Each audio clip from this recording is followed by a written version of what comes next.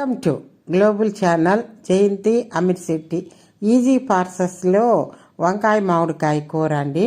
మొదట వంకాయలు కోసుకొని ఉప్పు నీళ్ళలో నానేసుకోవాలి. తర్వాత పొయ్యి మీద కళాయి పెట్టి దాంట్లో ఆవాలు, జీలకర్ర, మినపప్పు వేసేసి ఎండుమిర్చి కట్ చేసేసి తరిగిన ఉల్లిపాయలు, తరిగిన పచ్చిమిరపకాయలు, తరిగిన టమోటా వేసి తరిగి పెట్టుకున్న కొత్తిమీర, కరివేపాకు వేసి అల్లం వెల్లుల్లి పేస్ట్ వేసి అవి వేగిన తర్వాత ధనియాల పొడి, రుచికి తగినంత ఉప్పు, కారము, పసుపు వేసి అవి బాగా కలబెట్టుకున్న అట్ట కదుపుకోవాలి మొత్తం.